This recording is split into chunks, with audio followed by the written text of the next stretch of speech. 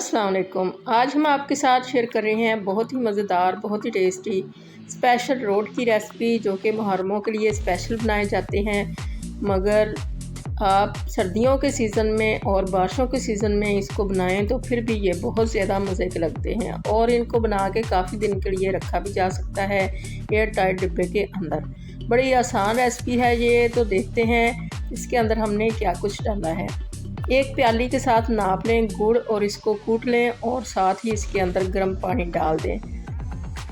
थोड़ा सा पानी इसके अंदर हमने 1 ही कप डाला है पानी का और 1 ही कप हमारे पास गुड़ था।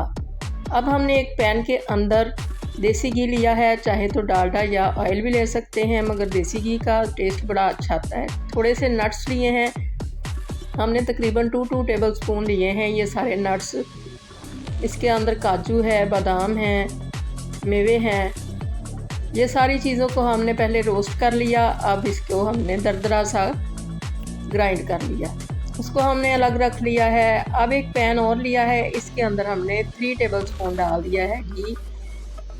इसके अंदर हमने अब सूजी डाल दी है। 1 प्याली भर के 1 कप ले लें या प्याली ले लें, मेजरमेंट के लिए एक ही चीज़ रखें। इसको हमने बिल्कुल स्लो फ्लेम के ऊपर हल्का सा भूनना है। जैसे इसके अंदर से खुशबू आने लगे तो इसको निकाल लें और किसी अलग बर्तन में रख लें। अब ये हमने इतना ही आटा लिया है, 1 ही कप हमने लिया था सूजी का और 1 ही कप लिया है आटे का। गेहूं का आटा है ये, घर में जो होता है चपाती के लिए। इसको हमने ड्राई पैन के अंदर ही अच्छे से भून लिया है। हल्की सी स्मेल आने लगी तो इसको भी निकाल लिया।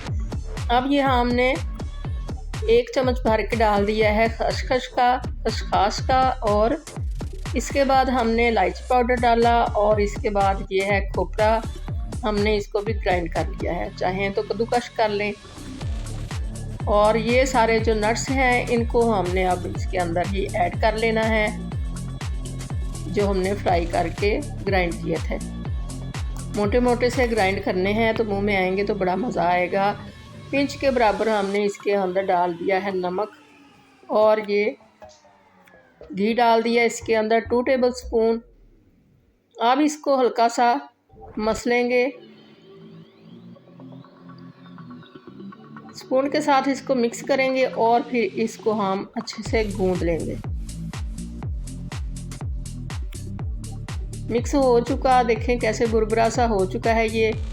अब इसके अंदर हम गुड़ वाला शीरा डालते जाएंगे, थोड़ा थोड़ा करके डालेंगे और साथ ही इसको गूंदते जाएंगे। ये देखें कितना ब्रेड क्रम्स की तरह से हो चुका है, बहुत ही अच्छा मिक्स हो गया है घी। अब इसके अंदर थोड़ा थोड़ा करके जो हमने शीरा बनाया है गुड़ का वो डालते जाएंगे और इसको मिक्स करते जाएंगे। 1 कप ही हमारे पास गुड़ था और 1 कप ही हमने पानी डाला है। आप चाहें तो चीनी के साथ भी इसको बना सकते हैं। गुड़ का बड़ा ही स्ट्रॉन्ग इसके अंदर फ्लेवर आता है। सारा ही हमने इसके अंदर शीरा डाल दिया है।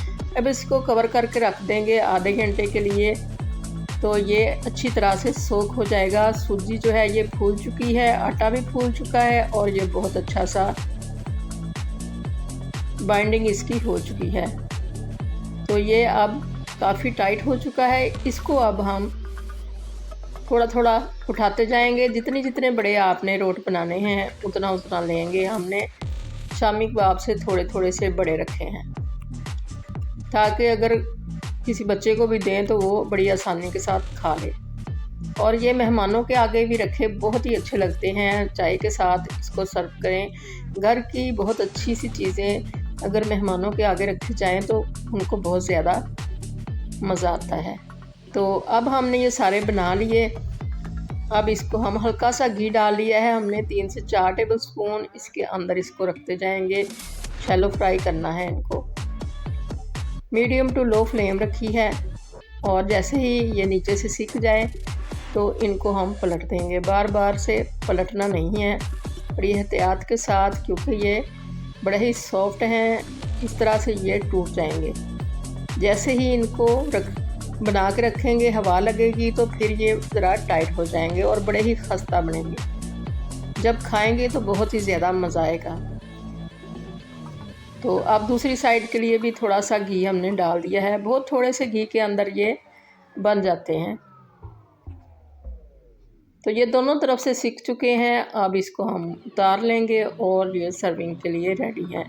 चाय के साथ खाएं या फिर ऐसे ही इसको खाएं, सफ़र के दौरान लेके जाएं या फिर बच्चों को लंच बॉक्स में दें, बहुत ही मज़ा आएगा उनको खाने का। तो इस तरह से आप भी बना के देखें। अल्लाह करे आपको ये रेसिपी बहुत ज़्यादा पसंद आए, आपकी बहुत अच्छी बने। दुआओं में याद रखिएगा। अल्लाह हाफिज़।